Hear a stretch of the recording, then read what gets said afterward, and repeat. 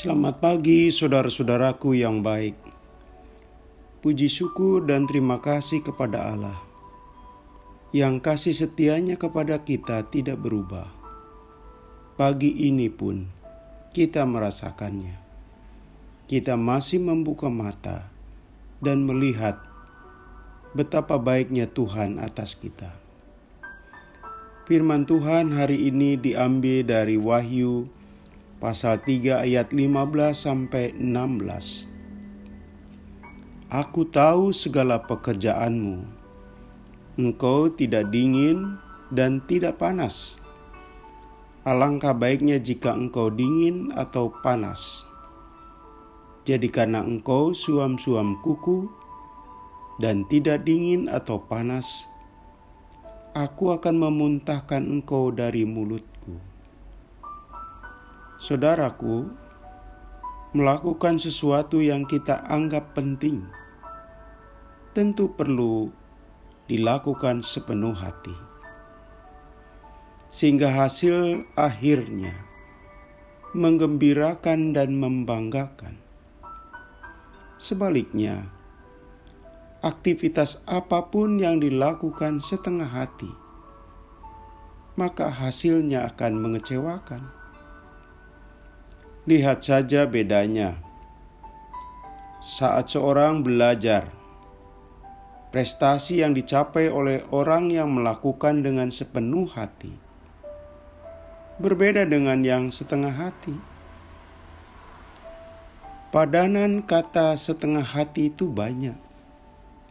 Ogah-ogahan, kurang semangat, tidak bergairah, kurang motivasi, dan masih banyak yang lain. Ketika kata itu masuk dalam diri kita, niscaya kita akan melakukan kegiatan apapun kurang maksimal. Saudaraku, iman yang suam-suam kuku adalah gambaran iman yang setengah hati itulah. Apa jadinya?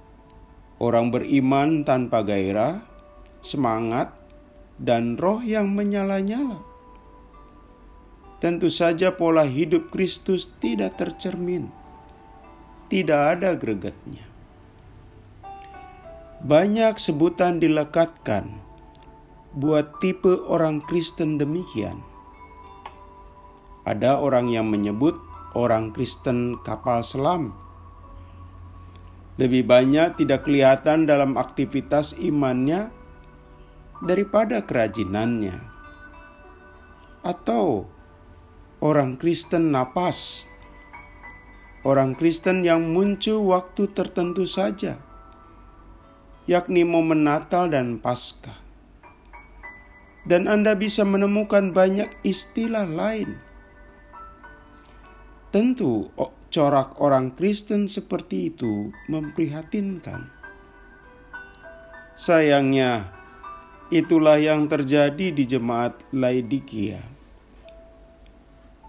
Saudaraku, kesulitan bisa melahirkan dua sikap.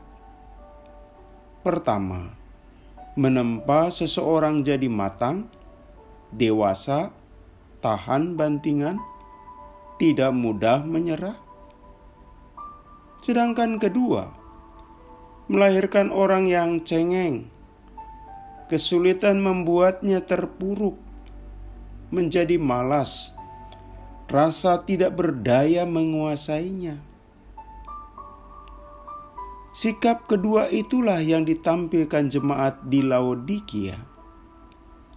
Kesulitan membuat mereka suam-suam kuku. Sebagai orang Kristen, mereka mendapatkan tekanan berat. Berakibat gairah keimanan mereka menjadi rendah. Kesulitan menjadikannya terpuruk dan tidak mau bangkit. Di mata Tuhan, bukan sikap demikian yang ideal. Karena itu, Tuhan tidak menyukainya. Tuhan memuntahkan mereka. Tuhan menolak watak demikian. Saudaraku, kesulitan adalah salah satu realitas yang menjadi bagian hidup manusia.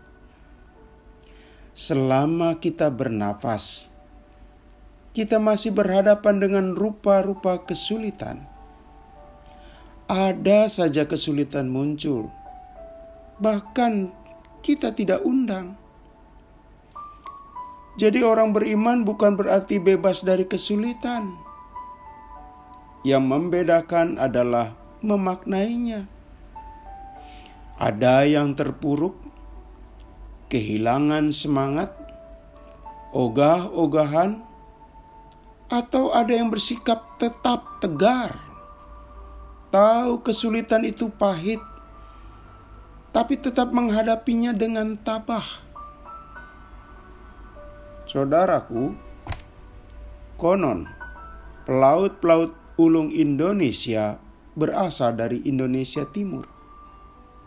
Mereka orang Bugis, orang Sangir, orang Ambon, orang Manado, dan sebagainya. Mereka pemberani dan terampil. Mengapa? Sebab mereka biasa mengarungi laut di wilayahnya yang ganas, ombak yang besar. Terbiasa di tempat dunia laut yang tidak ramah. Bandingkan nelayan-nelayan di Pantura yang biasa melaut dengan medan relatif tenang. Kesulitan yang menempa menjadikan pelaut-pelaut hebat. Bahkan sejarah mencatat dengan perahu sederhana orang Bugis sampai ke Pulau Madagaskar. Pulau dekat Afrika, ribuan kilometer jaraknya dari negeri kita. Saudaraku, semua orang ingin hidup yang bebas dari kesulitan. Itu harapan dan dambaan semua orang. Ya, itu memang menyenangkan. Tapi jika kesulitan tiba-tiba datang dan sulit menghindarinya, maka sikap ideal kita adalah bersama dengan kekuatan Tuhan kita menghadapi. Dan kita tetap menjalani iman dengan semangat dan bergairah. Sekaligus kita tidak abai melatih mental kita, mental yang teguh dan tidak mudah menyerah. Mari kita berdoa. Tuhan, kami berdoa bahwa kesulitan masih terus dihadapi oleh kami. Tak terkecuali dengan masa wabah yang belum berakhir. Mampukan kami dengan ketahanan, dengan iman yang tegar. Dalam nama Tuhan Yesus kami berdoa. Amin.